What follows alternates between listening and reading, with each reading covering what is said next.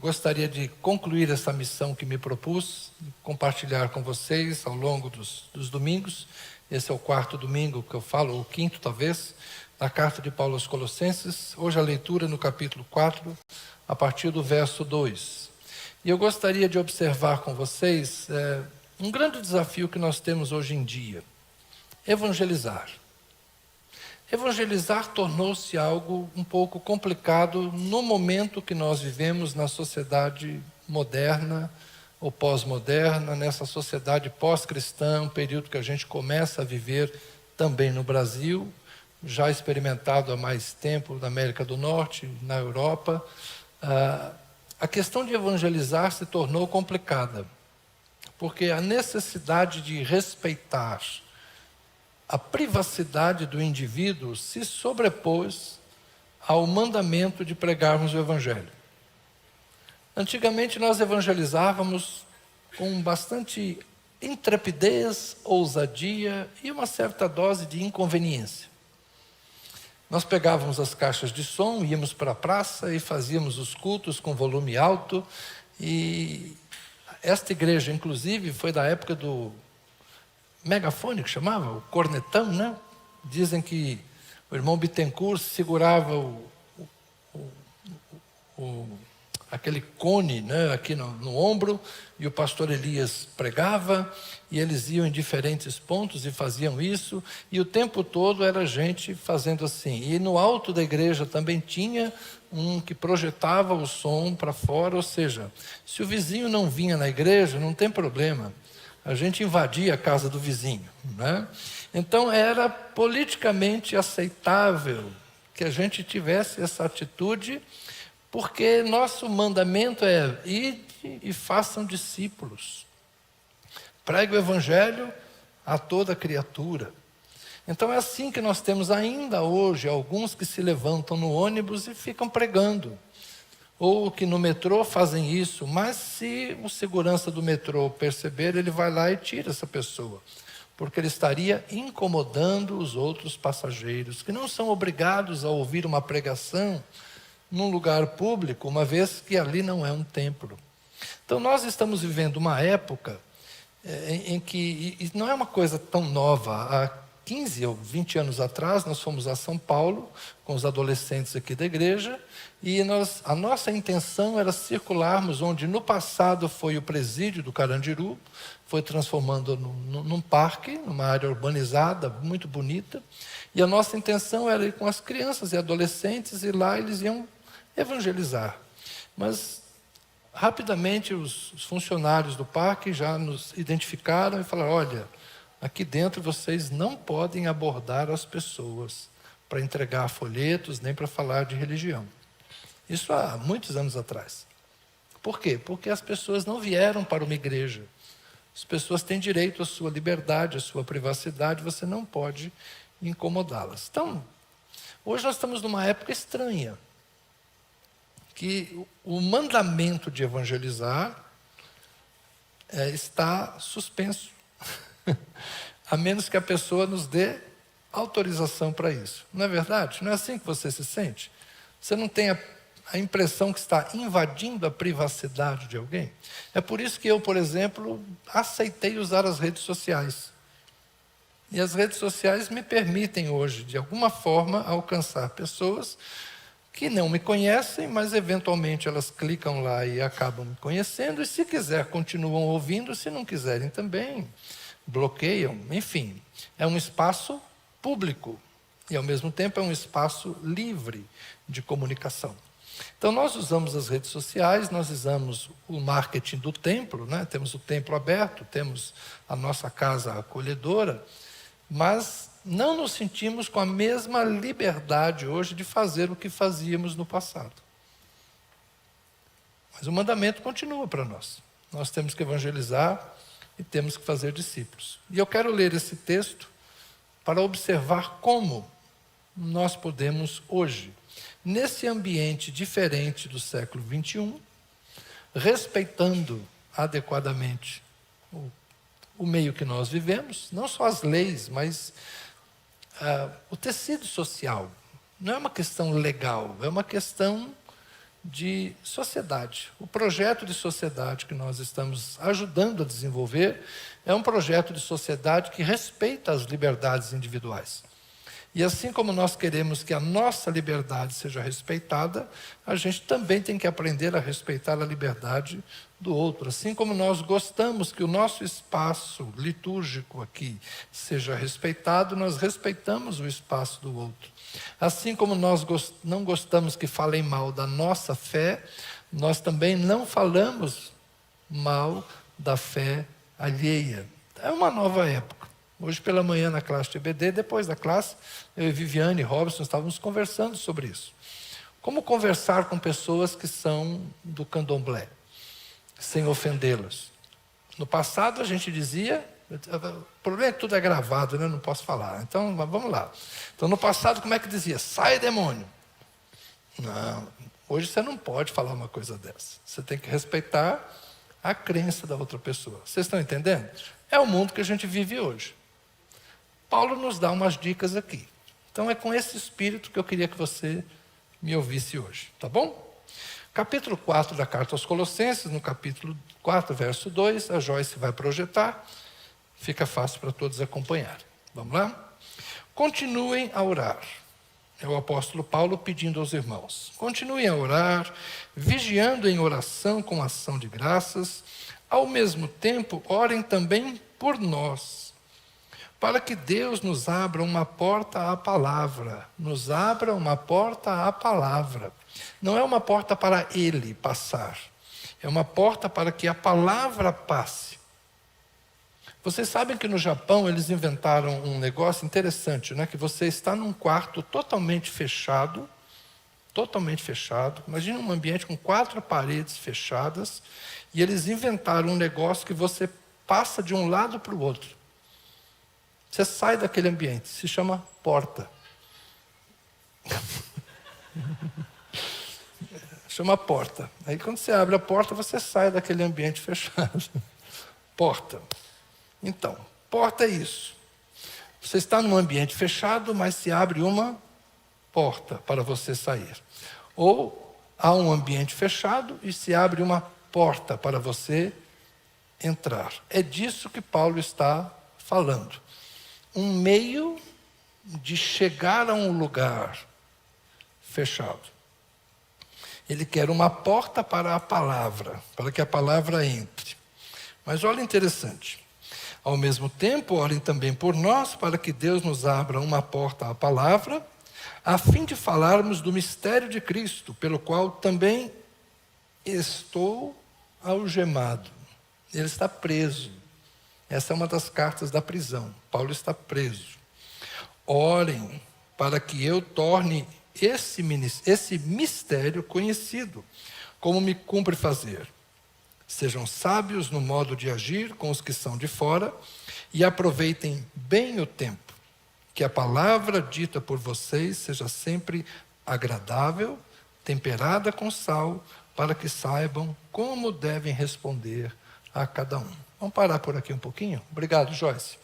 Então aqui nós temos um texto interessante, como que fosse um trocadilho de ideias. Paulo pede que se abra uma porta para a palavra, mas ele mesmo está algemado.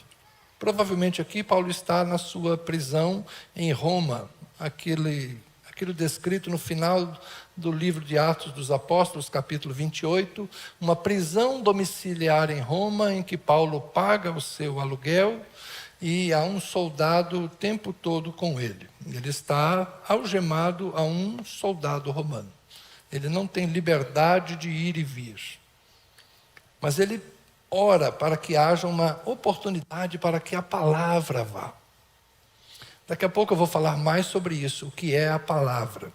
Mas por hora eu queria que nós pensássemos apenas nesta situação em que, mesmo preso, Paulo está enviando cartas para a igreja de Éfeso, para a igreja de Colossos, para a igreja de Filipos, para a igreja de Laodiceia, está mandando uma carta pessoal a Filemon, tratando sobre Onésimo, um irmão na fé. Paulo está fazendo um trabalho interessante e também anuncia o evangelho àqueles que estão com ele em Roma. Na carta aos Filipenses, ele fala algo muito interessante. Ele escreve aos irmãos agradecendo os cuidados e as ofertas de amor que ele recebe e diz: os da casa de César vos saúdam. Os da casa de César cumprimentam vocês. Ou seja, ele está dizendo que no palácio imperial tinha gente que servia a Jesus, que já conhecia Jesus. Tinha gente da guarda pretoriana, da guarda de elite, da tropa de elite lá do imperador, que estava sendo convertida. Imagine o cara que estava algemado com Paulo. O pobre soldado romano algemado com Paulo. E o Paulo lá conversando com o Lucas. Então, Lucas, sabe aquela história de Jesus? Que Jesus isso, Jesus aquilo, Jesus está... O cara está só ali obrigado a ouvir o evangelho. Não dá nem para escapar do Paulo. Vocês estão entendendo?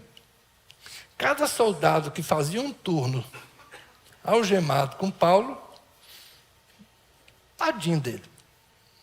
Ia ter que se converter, porque Paulo é chavecar o cara até se converter.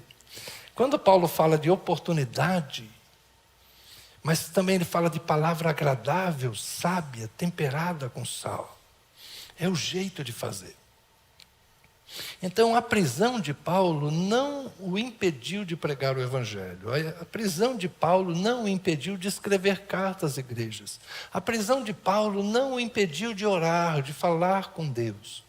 Na verdade, é impossível prender a palavra de Deus. Você pode prender o pregador, mas você não prende a palavra de Deus. Como Herodes, quando aprisionou João Batista. Ele pode prender João Batista, mas ele não pode prender a palavra de Deus. Ele pode matar o profeta, mas ele não pode matar a profecia. Essa é uma realidade espiritual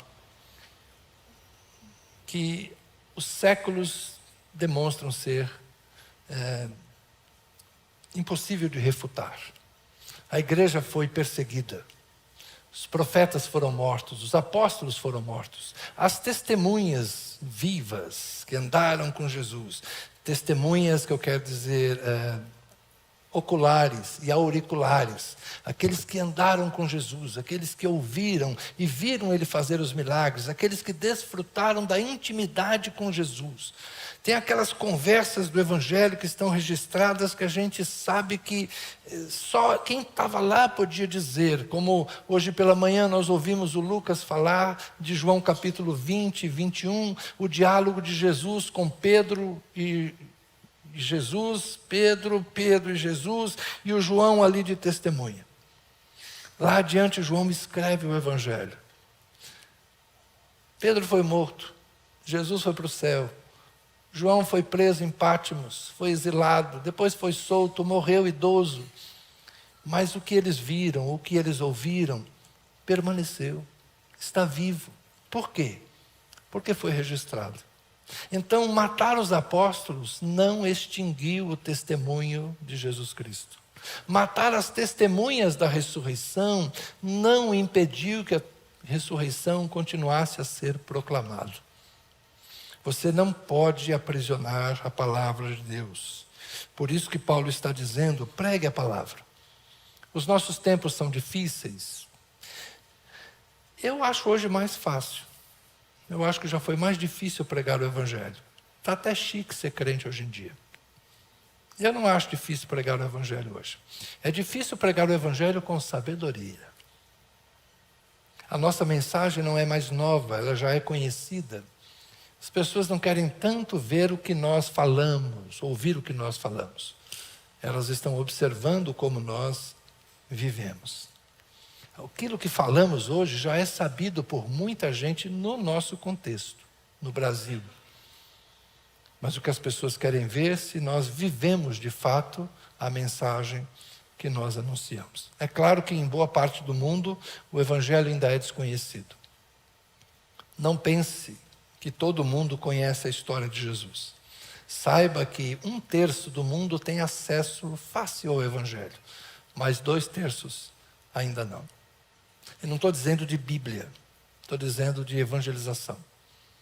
Não é em todo lugar, não é em toda cidade, não é em toda cultura que você vai encontrar um testemunho eficaz e livre de Jesus Cristo. Nós mesmos enviamos missionários para lugares onde não havia testemunho cristão.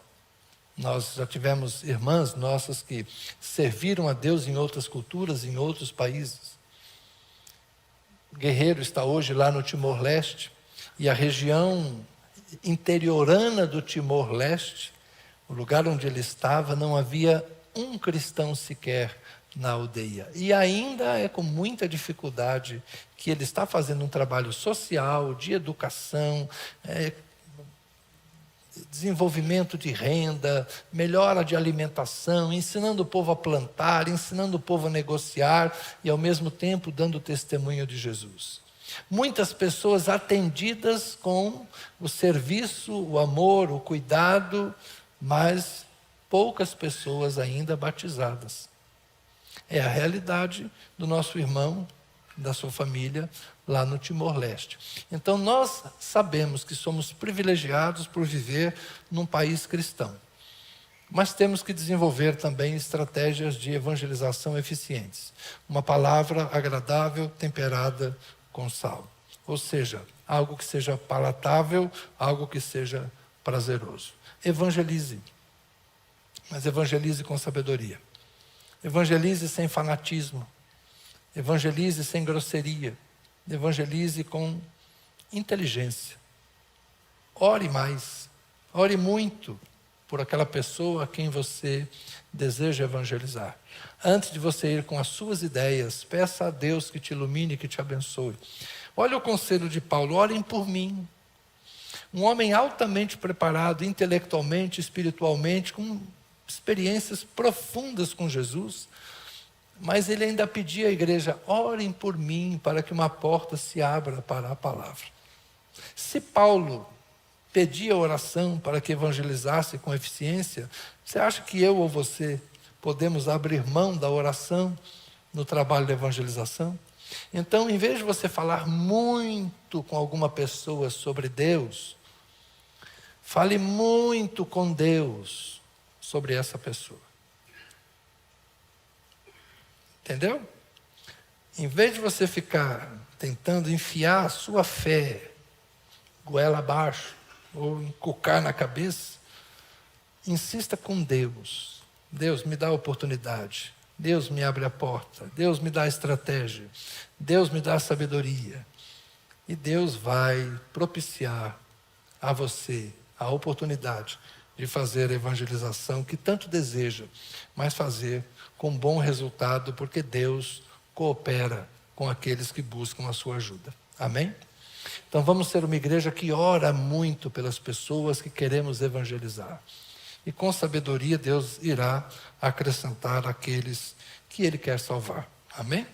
Mas eu quero ler um pouco mais, e essa leitura aqui eu não vou tirar tantas lições dela, mas eu acho interessante que vocês a escutem, para perceber como havia muitos cooperadores no trabalho de Paulo. A partir do verso 7, Joyce, por favor. Quanto à minha situação, Paulo está escrevendo uma carta pessoal, então ele está explicando para os irmãos o que está acontecendo com eles.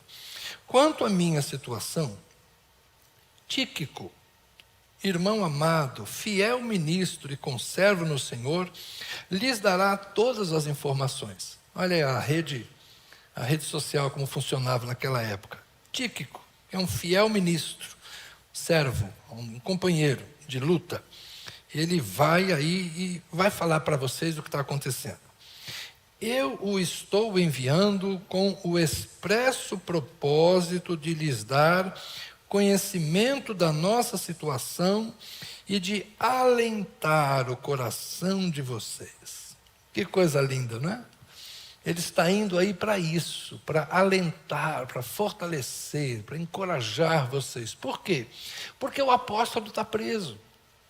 Gente, se prender o apóstolo, o que vão fazer com a gente? Deus não livrou o apóstolo da prisão? Que Deus é esse? Paulo veio aqui, pregou de Jesus para nós, falou que Jesus é bom, que Jesus é poderoso, que Jesus é isso, que Jesus é aquilo, e agora ele está preso. Estou fora desse negócio. Como é que eu vou ficar nisso? Então percebam que Paulo compreende que a sua prisão é também um embaraço para os novos na fé. E ele envia Tíquico para fortalecer os irmãos. Com ele estou enviando Onésimo. Onésimo é o motivo da carta de Paulo a Filemão. O fiel e amado irmão que é da igreja de vocês. Eles contarão a vocês tudo o que está acontecendo aqui. Aristarco, que está preso comigo, manda saudações. Aí, ó, colega de cela, colega de prisão. E também Marcos, primo de Barnabé, já tinham aí se reconciliado. A respeito dele, vocês já receberam instruções, se ele for até aí, recebam-no bem. Então tem esses ajudadores, né? Paulo tinha seus colaboradores. Também Jesus, conhecido por justo, é um xará de Jesus, manda saudações. Estes são os únicos da circuncisão, judeus, que cooperam pessoalmente comigo pelo reino de Deus. Eles têm sido o meu consolo. Então Paulo tinha alguns judeus que lhe causavam embaraço, mas também Deus havia confiado a Paulo alguns amigos que lhe traziam conforto, que lhe traziam consolo. Epáfras, que é da igreja de vocês, ele era também de Colossos, manda saudações.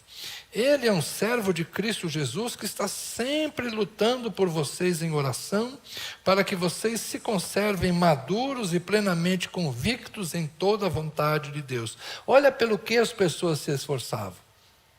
Para que vocês se conservem maduros e plenamente convictos em toda a vontade de Deus. Irmãos, a nossa fé de vez em quando tem que ser ajudada pelos outros, tem que ser fortalecida.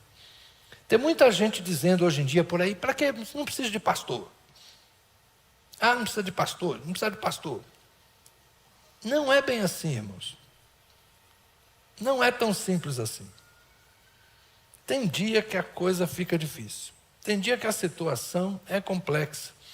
E você precisa de ajuda, precisa de orientação, precisa de consolo, precisa de discernimento, precisa de socorro. Não estou dizendo que o título de pastor é fundamental. A ação pastoral, o cuidado pastoral da igreja é necessário. Ele pode ser feito não por alguém apenas que tem o título, mas por alguém que tem a vivência. Nós precisamos de crentes maduros que ajudem os outros crentes ainda imaturos, para que eles também cresçam. Nós precisamos daqueles que já têm muita experiência na fé, para que fortaleçam a fé dos inexperientes. Nós que fomos novos na fé um dia, sabemos as dúvidas que nós tínhamos, as inseguranças, as inconstâncias. E no momento da angústia, no momento em que a vida se torna mais complexa, mais difícil, muitas vezes, irmãos, nós precisaremos buscar socorro, buscar conselho em alguém que nos possa socorrer. Nós que somos pastores, nos ajudamos mutuamente. E muitas vezes, eu quando cheguei aqui aos 35 anos, eu disse aos anciãos da igreja, e eu escolhi 3 deles, para dizer para eles, olha, vocês serão meus conselheiros. Vocês têm filhos com a minha idade. Eu cheguei para ser o pastor da igreja.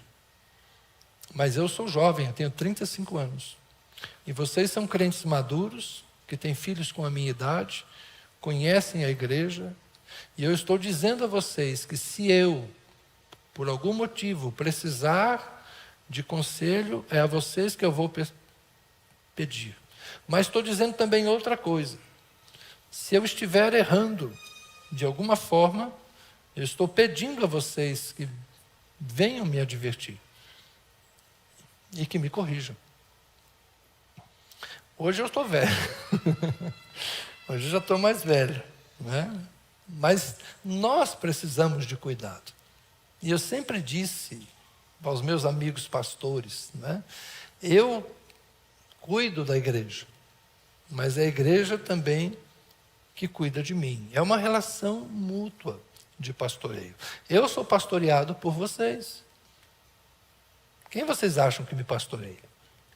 São vocês. São vocês.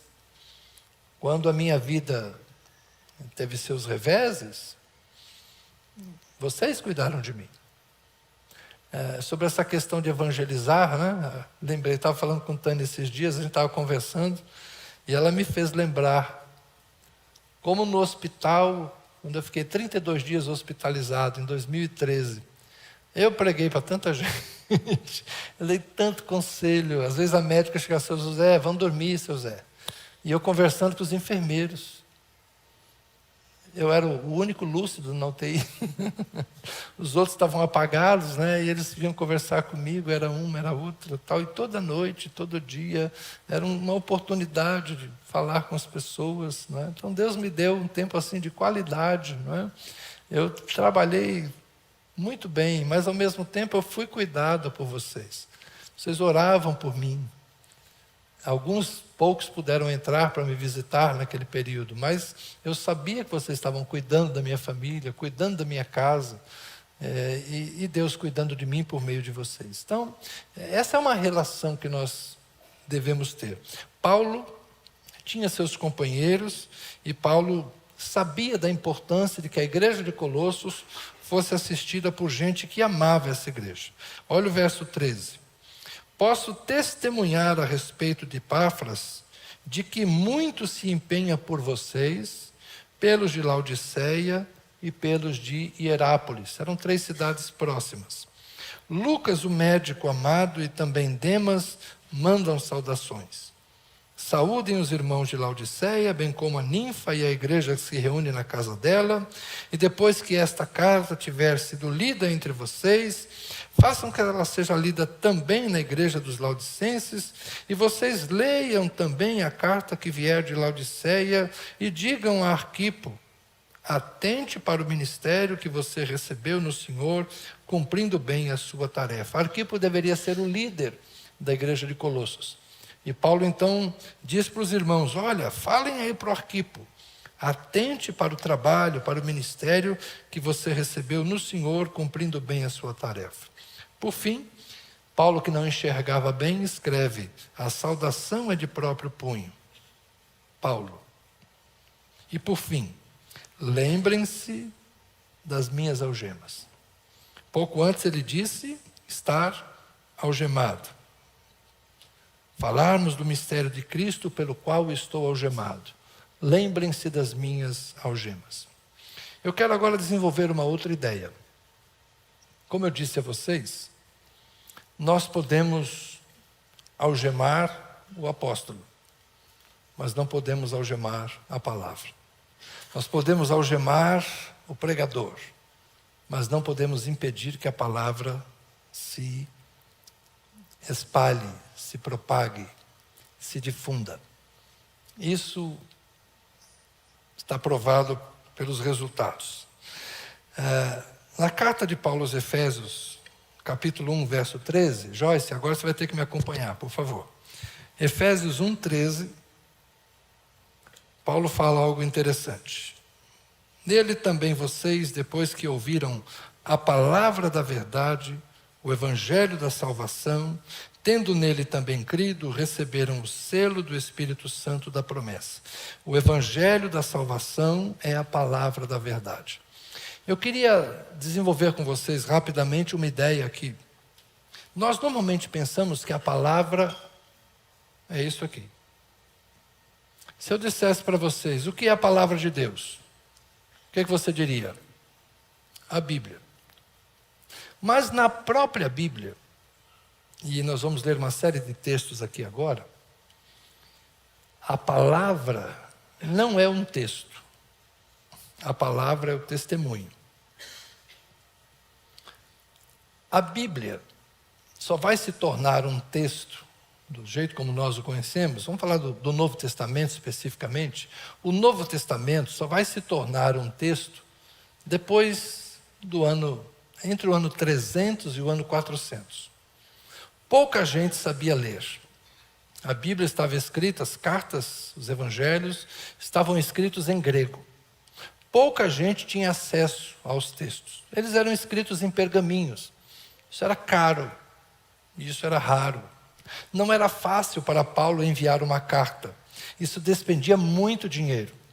Para ele conseguir um pergaminho e pedir a alguém que escrevesse para ele a carta, porque ele mesmo tinha dificuldade de visão, então era necessário que alguém escrevesse para Paulo. Então Paulo ditava as cartas, e esse pergaminho então era depois enviado para os destinatários, e eventualmente nesses lugares eles faziam cópias e ficavam trocando as cartas em diferentes localidades. Os evangelhos também foram essencialmente tradições orais por muito tempo.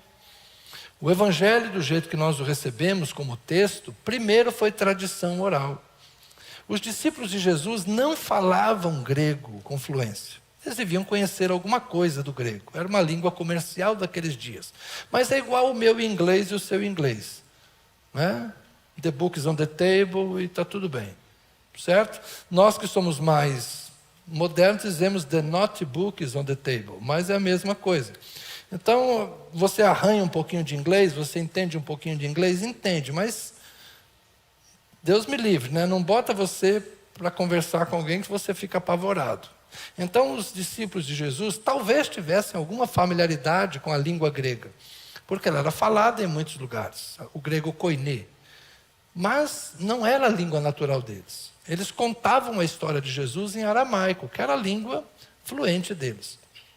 E alguém, em determinado momento, pegou toda aquela tradição oral, aquelas histórias contadas pelos discípulos, e transformou num texto organizado. Lucas mesmo fala isso. Eu resolvi fazer um relato ordenado.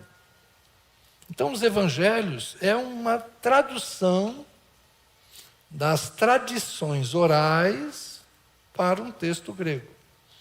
Isso foi providência de Deus, porque preservou a narrativa do Evangelho para nós. E eles foram depois reconhecidos como canônicos, como fiéis, como inspirados, como dádivas do Espírito Santo para a igreja, entre o ano 300 e o ano 400. É uma série de decisões que vão ser tomadas. Havia muitos textos, mas os 27 que nós temos aqui são aqueles reconhecidos como canônicos. É texto oficial da cristandade, é patrimônio da humanidade, particularmente patrimônio da cristandade. Tá bem? Mas a palavra de Deus no texto bíblico ainda não é a Bíblia. Por quê? Porque a Bíblia como livro não existia. Então, quando Paulo fala assim, habite em vocês a palavra de Cristo, ele não pode estar falando de um livro que ainda não existe. Deu para entender? Ficou claro? A Bíblia ainda não era livro escrito. Então, quando ele fala para as pessoas, habite em vocês a palavra da verdade, ele está falando da oralidade, do testemunho dos discípulos, daquilo que um falava para o outro. Então, o evangelho, essencialmente, ele é a transmissão da experiência. Eu quero agora fazer o link com a nossa conversa de início. O que é evangelizar? Talvez você pense que evangelizar é ensinar a Bíblia. Infelizmente, hoje no nosso tempo moderno, nós pensamos que evangelizar é ensinar a Bíblia. E por isso nós atribuímos esse papel a quem? Aos pregadores profissionais como eu, aos escribas, aos letrados, aos que estudaram teologia.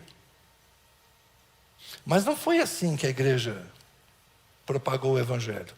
Não era uma atribuição dos letrados. Aliás, Jesus disse, graças te dou, ó Pai, porque chamastes humildes e pequeninos e ocultastes aos sábios e entendidos. Os discípulos de Jesus foram chamados de idiotai e agramatai, iletrados e indoutos. Então, os discípulos de Jesus, eu sei que tem gente que se choca quando eu falo isso, mas é muito provável que Pedro fosse analfabeto. Ah, mas tem a carta de Pedro, mas não foi Pedro que escreveu. Alguém escreveu para Pedro uma carta em grego, porque ele também não falava grego com fluência. Então, os textos que nós temos são fruto de gente que sabia escrever, contando a história de muita gente que nem sabia escrever.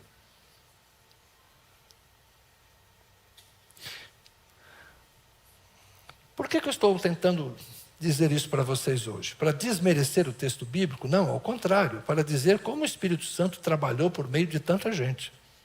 Paulo era letrado, Paulo era culto, Paulo é uma exceção. Paulo era culto. Outros talvez também fossem. Lucas era culto. Outros poderiam ser. Mas alguns não eram. Mas mesmo assim foram eles que pregaram o Evangelho. Pregar o Evangelho não é discutir Bíblia. Pregar o Evangelho não é discutir literalidade da Bíblia. Pregar o Evangelho não é ficar defendendo o Gênesis e o Apocalipse. Porque, vamos ser honestos, pouca gente aqui entende do Gênesis ao Apocalipse. Tem muita gente aqui que já leu muitas vezes a Bíblia. Nós temos irmãos aqui que são dedicados à leitura diária da Bíblia, e nós temos particularmente irmãos aqui que leem a Bíblia toda mais de uma vez por ano. Tem muita gente aqui que lê muito a Bíblia. Mas o ler muito a Bíblia não torna necessariamente fácil conhecer a Bíblia e necessariamente fácil o explicar a Bíblia. A Bíblia é um livro difícil. Mas evangelizar, volto a dizer, não é discutir Bíblia. Evangelizar é mostrar Jesus. Segunda carta de Paulo a Timóteo, capítulo 2, versos 8 e 9, uma das palavras, a última carta que a gente tem de Paulo é a carta mais tardia. Ele escreve assim: lembre-se de Jesus Cristo ressuscitado dentre os mortos, descendente de Davi segundo o meu evangelho. É por ele que eu estou sofrendo até as algemas como malfeitor. Mas a palavra de Deus não está algemada. Paulo está dizendo: eu sofro, eu estou encarcerado, sou prisioneiro, como se fosse um malfeitor, mas a palavra de Deus não está algemada. O que é a palavra de Deus? É o testemunho da igreja, é o testemunho dos apóstolos. A palavra de Deus não é um texto. A palavra de Deus é a vida do Espírito na igreja. É o que Deus estava falando e fazendo por meio deles. Era eles falando de Jesus. Agora eu vou ler uma sequência de textos em Atos, em que se usa a expressão palavra de Deus, palavra de Deus, palavra de Deus. E eu peço, por favor, que você me entenda. Se está escrito aqui, palavra de Deus, e ainda não existia o texto, porque esses eventos aqui são anteriores à escrição dos evangelhos, são anteriores às cartas paulinas. O fato histórico acontece antes, algumas durante as cartas de Paulo, mas a vida da igreja era a verdadeira palavra de Deus. Capítulo 4 de Atos, versos 29 e 30. Eu vou ler uma sequência de textos. Agora, Senhor, olha para as ameaças deles e concede aos teus servos que anunciem a tua palavra com toda a ousadia, enquanto estendes a mão para fazer curas, sinais e prodígios por meio do nome do teu santo servo Jesus. É a igreja orando assim que o Sinédrio proibiu os apóstolos de pregarem o evangelho. Eles foram proibidos pelo Sinédrio em Jerusalém: não preguem o evangelho, não falem de Jesus. E eles oraram: Senhor, concede aos teus servos que anunciem a tua palavra. Capítulo 8, verso 25, agora em Samaria. Eles, porém, tendo dado o seu testemunho e pregando a palavra do Senhor, e pregado a palavra do Senhor, voltaram para Jerusalém e evangelizavam muitas aldeias dos samaritanos. A palavra do Senhor pregada em Samaria. Já havia um texto? Não, eram os apóstolos fazendo isso. Capítulo 12, verso 24. Entretanto, a palavra de Deus crescia e se multiplicava. Aqui está falando de alguns eventos em Jerusalém. Pedro havia sido preso, Pedro havia sido libertado. Esses fenômenos históricos estão acontecendo em Jerusalém e a palavra de Deus crescia e se multiplicava. Capítulo 13, verso 49. É o trabalho de Paulo e Barnabé entre os gentios. E a palavra do Senhor se espalhou por toda aquela região. A palavra do Senhor é a Bíblia. É Bíblia impressa? Não. É a palavra do Senhor que se espalhava. Capítulo 15, verso 35. Depois do concílio de Jerusalém, Paulo e Barnabé demoraram-se em Antioquia, ensinando e pregando com muitos outros, a palavra do Senhor. Não era só o apóstolo Paulo, não era só Barnabé, também contado entre os apóstolos, mas muitos outros pregavam a palavra do Senhor. 16:32. E pregaram a palavra de Deus ao carcereiro e a todos os que faziam parte da casa dele. Paulo em Filipos havia sido preso, terremoto, ele é solto por milagre, ele prega a palavra do Senhor ao carcereiro e à sua família. E a gente sabe que chegou salvação naquela casa. Mais 2 textos, capítulo 18, verso 11. Assim, Paulo permaneceu em Corinto 1 ano e 6 meses, ensinando entre eles a palavra de Deus. Por fim, capítulo 19, verso 20. Assim, a palavra do Senhor crescia e prevalecia poderosamente. Entendeu o que eu estou tentando te dizer? Você não precisa ser um profundo conhecedor da Bíblia para você pregar a palavra de Deus. Você precisa conhecer Jesus. Porque a palavra de Deus é o evangelho da graça do Senhor Jesus Cristo. A palavra de Deus não é um texto, a palavra de Deus é Jesus. A palavra de Deus é o Verbo se fez carne e habitou entre nós. Você precisa conhecer Jesus e falar de Jesus. Aí se a pessoa quiser discutir o Gênesis, não, mas eu queria entender a Bíblia. Caim matou Abel e casou. Casou com quem? Vai lá e fala com o pastor. Quem estudou teologia é o Zé. Vai falar com o Zé que o Zé te explica. Ah, mas eu queria entender esse negócio da Trindade. Vai lá e fala com o Zé. O Zé te explica. Ou não explica. Eu quero saber qual é o pecado contra o Espírito Santo. Vai lá e pergunta para o Zé.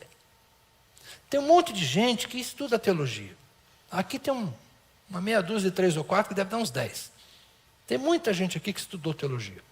E a gente sabe que quanto mais a gente estuda, já expliquei para vocês, conhecimento cresce em progressão aritmética. Ignorância cresce em progressão geométrica. Para cada verdade que eu aprendo, eu descubro 3 outras perguntas para as quais eu ainda não tenho resposta. Aí eu vou gastar 6 meses para resolver essas 3 perguntas. E vou ler um monte de coisa de de A, de B, de C, e vou estudar. Legal, puxa vida, consegui resolver esses 3 problemas. Mas agora eu descobri que tem este. Então, as coisas que a gente estuda e resolve chamam outras coisas que a gente precisa aprender e resolver. Isso vale para tudo. Vale para a economia, vale para a contabilidade, vale para a medicina, vale para a música, vale para qualquer campo do conhecimento. O conhecimento é assim. A gente aprende algo e surgem novas perguntas que vão nos instigar à busca de mais conhecimento. A Bíblia é igual. Então, evangelizar não é ficar enfiando a Bíblia na cabeça de pessoas que nem acreditam na Bíblia. E, com todo respeito, pouca gente conhece a Bíblia. Eu vejo muita gente nas redes sociais chamando os outros de herege,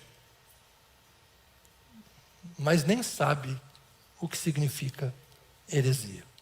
Eu vejo muita gente nas redes sociais acusando um de ser liberal, outro de ser conservador, um de ser isso, outro de ser aquilo. Essas brigas de calvinista e arminiano, essas coisas de 400 anos aí. Então, há muito mais ignorância do que conhecimento nas redes sociais.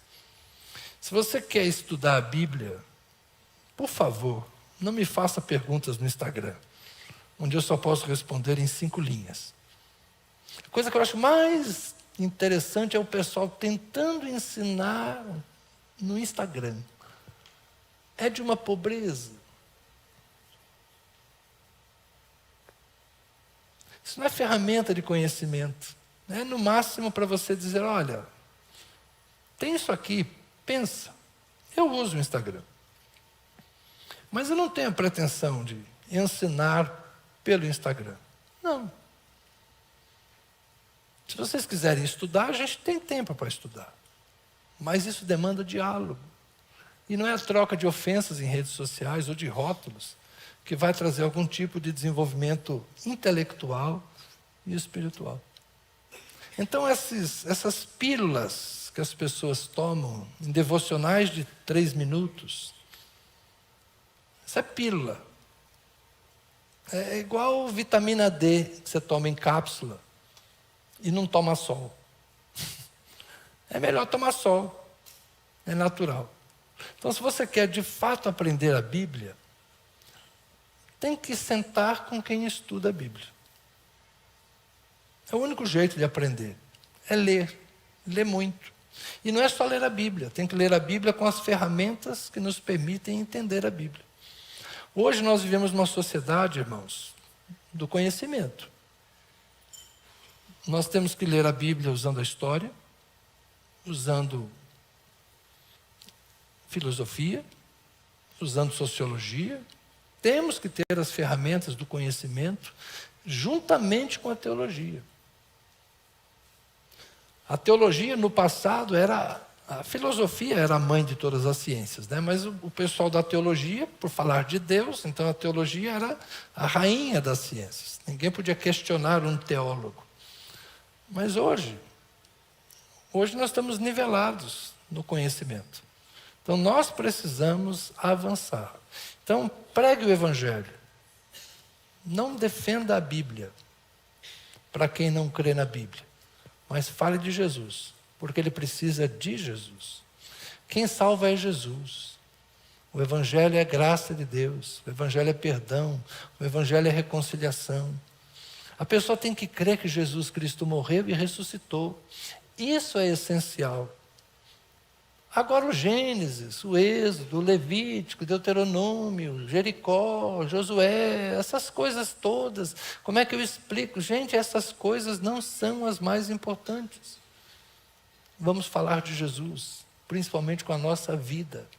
Vamos demonstrar o amor de Jesus. Vamos demonstrar que nós vivemos o perdão, que nós experimentamos a graça, que nós resolvemos as nossas angústias espirituais. Vamos demonstrar para as pessoas que Deus de fato está conosco. Nós não somos gente que não conhece o Espírito Santo, ao contrário, nós somos juntos o templo do Espírito Santo. Então nós não somos como os escribas e fariseus que ficam defendendo o texto. Nós somos a comunidade do Espírito, gente que recebeu o dom da vida. Então temos que viver a vida de Cristo, anunciar a vida de Cristo e proclamar o Evangelho no poder do Espírito Santo, na unção do Espírito Santo, com a graça que o Espírito Santo nos dá. E se for oportuno, com sinais, com cura, com prodígios. O texto bíblico fala isso. Muitas vezes as pessoas creram não pelo que ouviram, mas creram por aquilo que viram, a manifestação do poder de Deus. Então, às vezes, a gente está usando as armas carnais do intelecto, quando na verdade temos que usar a arma do Espírito. Seja cheio do Espírito Santo. Aí sim, você vai falar de Jesus. Encha-se do Espírito Santo. É isso que vai fazer diferença. É isso que vai mostrar para as pessoas que você é diferente. Tenha o Espírito Santo conduzindo a sua vida. Tenha intimidade com Jesus. Tenha a vida espiritual. Tenha a vida santa, tenha a vida justa, tenha a vida piedosa. Seja um caráter íntegro, uma vida de caráter íntegro. Uma pessoa respeitosa, respeitável. E aí as pessoas vão dizer, um cristão como esse, eu quero ser. Eu creio que todos nós podemos evangelizar, todos devemos evangelizar, mas como disse Paulo, com sabedoria. A palavra não está presa.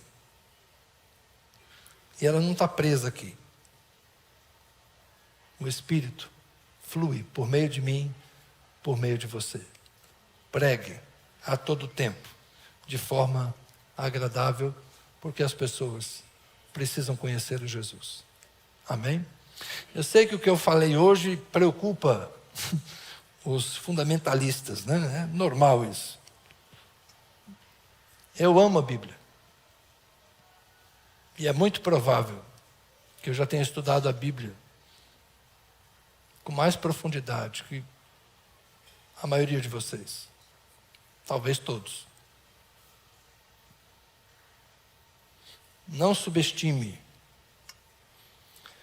o amor que alguém tem pelas Escrituras, pelo jeito como ele a carrega. Mas analise pelo jeito como ele a estuda. Estudar a Bíblia é algo extremamente apaixonante, mas é algo infinito. Nunca alguém poderá dizer: já sei tudo o que precisava. Então eu tenho profundo respeito pelas Escrituras, e a prova que eu dou disso é o tanto de energia que eu gasto para compreendê-la. Mas eu quero torná-la acessível a vocês. Não quero torná-la difícil. Eu quero torná-la acessível. É exatamente para que ela chegue aos nossos corações. Amém? Vamos orar? Ju, você pode avisar as crianças para elas virem, por favor?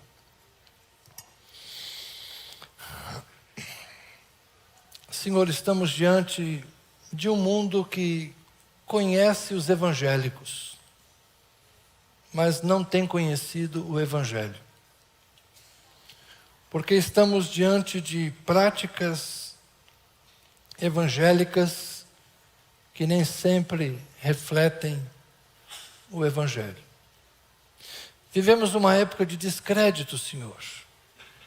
Não o descrédito de Jesus, que continua respeitoso, respeitável, respeitado. Mas os discípulos de Jesus, os de hoje, temos sido questionados, Senhor. Muita gente quer Jesus, mas não quer igreja. Muita gente quer o Evangelho, mas não quer os evangélicos. Muita gente quer a Bíblia, mas não quer os pastores. Que tempo é esse, Senhor? Como vamos agir? Como vamos nos portar diante da aceitação que Jesus tem, mas da rejeição que se opõe a nós?